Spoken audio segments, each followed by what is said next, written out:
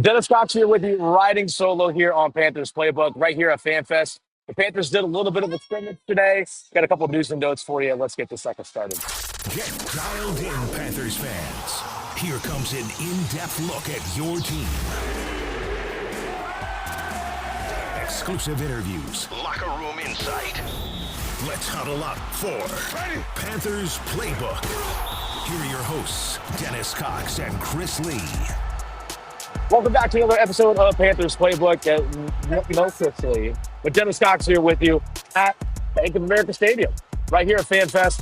Real quick, leave your thoughts in the comment section about some players that you are excited for this season. I'm going to give you a couple names that really stood out to me today. A couple news and notes here real quick. Hunter Renfrow did not practice again today. Still dealing with a hamstring injury. So no Hunter Renfrow at practice today. Also, players that did not participate in full team drills included Jimmy Horn. I'm sorry, not Jimmy Horn, J.C. Horn. Actually, going to talk about Jimmy Horn Jr. here in just a second. But no J.C. Horn today during the team drills. It was a planned time off, Dave Canales said, after practice today. Also, no Derrick Brown in the full team drills. Again, something that was pre-scheduled. Some of the guys, for example, J.C. Horn did individual drills early on in practice, again, but just didn't participate in the full team drill. So those are a couple of news and notes to keep in mind. And the reason why I bring up Hunter Renfrow is because it's allowing other opportunities or other reps to go to guys that are competing for receiver spots. For example, Jalen Coker getting more reps, David Moore getting more reps, and also Jimmy Horn Jr. getting more reps as well. I actually asked Jimmy Horn Jr.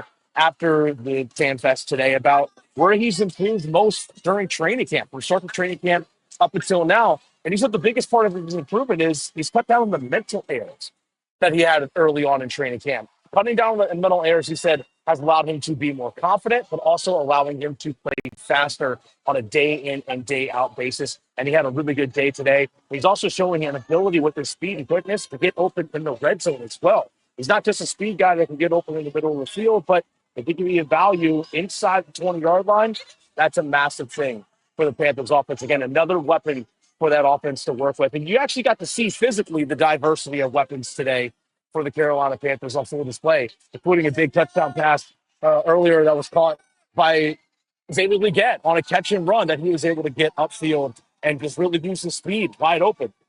And Dave Canales said, if that's the case, that means the coaches are doing exactly what they need to do to make sure that Xavier Legette gets open and gets the ball out in space. But a player that's really, honestly, that hasn't been talked about a whole lot today that really stood out to me was Rico Dowdle.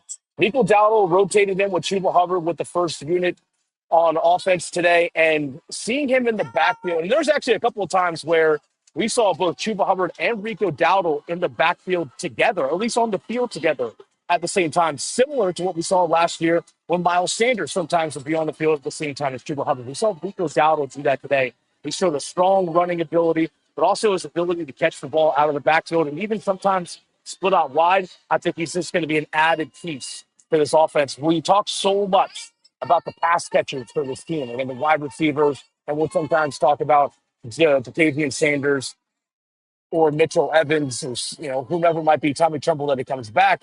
But one thing that we have to continue to make sure we remind ourselves of, and I wrapped the thought up on this, is that when it comes to the Panthers and their running game, that's their bread and butter. That's what Dave Canales said the identity of his team needs to be and wants to be.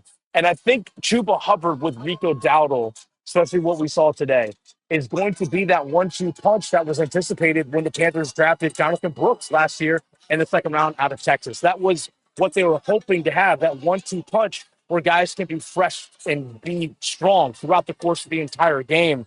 The running game looked good again today. The passing game was a little bit up and down during the course of practice today. Dave Canales said, the first half of practice, the offense really just wasn't executing well, but things got better as practice went along, which is true. Things did get better as practice went along, but the running game is still going to be their bread and butter. That offensive line last year was ranked 10th in the NFL in run block win rate, the offensive line for the Carolina Panthers as a whole. So something to keep in mind as training camp goes along. But you have to keep one thing in mind when it comes to the Panthers right now. Keep one thing in mind with this team.